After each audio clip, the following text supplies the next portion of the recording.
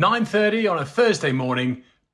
Best way to start, 18 wines. And they're all from Waitrose. We got the Blueprint range, and we're gonna go for the best 5 Blueprint wines from Waitrose. So 5 Blueprint Waitrose wines, all under a tenner. I've tasted 18 of these. They've got me feeling from completely sick to utterly elated, ready to run down the road with my trousers down. So the quality difference is way more than I expected. And I've picked out 1 fizz, 3 whites and a red. These are good. We're gonna go with the Gruner Veltliner. There we go. So these labels, by the way, are all Blueprint. They all look pretty similar. They're all a wallpaper style, so very easily identifiable. So Gruner Veltliner is unique pretty much to Austria. Love this. The capsules will always have a bit of that on.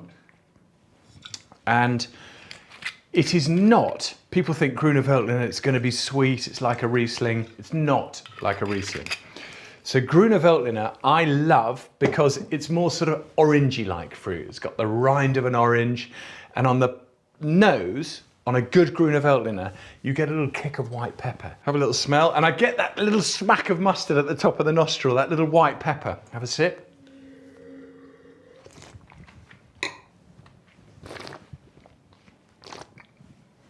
Ah, Fred, you can keep that.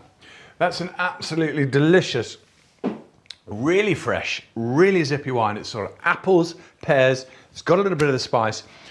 In fact, you can go fire up a little bit of smoked fish, something on the barbecue. It'll be absolutely beautiful with an oily fish, that. It's a summer banger, that. Really, really great. Clap shit. Welcome everybody. Today we're gonna play one of my favorite games with wine, which is called Shitting on Lidl. Lidl are bargain basement, really good value supermarket all over the place, competitor for Aldi. They've kindly sent us the deluxe range of wine. And our job, my job, is to shit on the bad ones and polish the good ones. So, I'm quite excited. Deluxe. Fred, tell me about deluxe. What sort of price are we? Most expensive is 8 quid, cheapest is 5 quid. Right. That doesn't sound terribly deluxe to me, but we're gonna get cracking. So I've got 14 of their wines. I think we're gonna pick 3, maybe 4 of their very best. We're gonna have a really quick spin through with my very primitive but rather effective wine tasting technique of class, pass or arse. So now here we have 4 absolute banging wines. We've got a Sauvignon Blanc, a Pinot Gris and a Cabernet Sauvignon and Shiraz. So we're gonna start with this. We're gonna start Sauvignon Blanc, Awatara Valley, Marlborough. So, Marlborough was the original region for growing Sauvignon Blanc in New Zealand. And from a New Zealand Sauvignon Blanc, I want something with so much energy and so much vitality that it makes you want to drop my trousers and run down the road and set fire to the car at the end of the road. And this bloody does it. So it's got that bit of herbaceousness, so you've got the nettles and then you crush on top of the stinging nettle a mango and a passion fruit and something like a guava or a lychee. Next up, Pinot Gris from Gisborne. So we are in, I think we're in the North Island. Fact check. Fuck me, I'm right. We're in northeastern New Zealand, we're Hawke's Bay, Pinot Gris. So nice deep colour. In fact, it looks a little bit like a urine sample from my local hospital.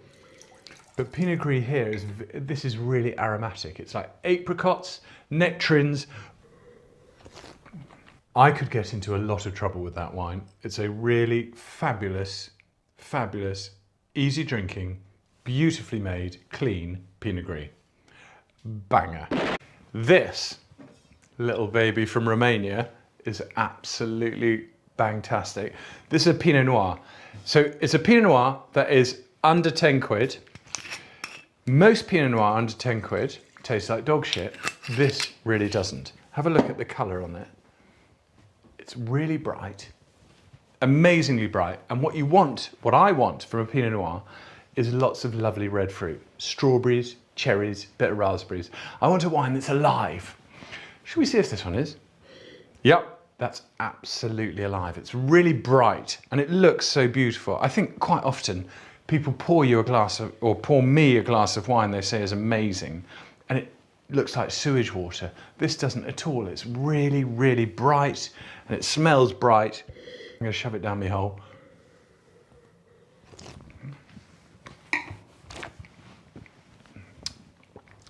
It's absolutely beautiful. It's so smooth, so easy. You could pop that in the fridge on ice for a little bit and serve that in the summer with a summer barbecue, a little bit of lamb or something on the barbecue would be absolutely delicious, or chicken or something. And now we're going to get into red wine territory. And here we've got two real classics, both from Australia. Now, Cabernet Sauvignon is the most widely planted grape in the world. Let's pop a little drop in there. But full-bodied. So this is dry, full-bodied red wine. Does that look like dry, full-bodied red wine to you? It does to me.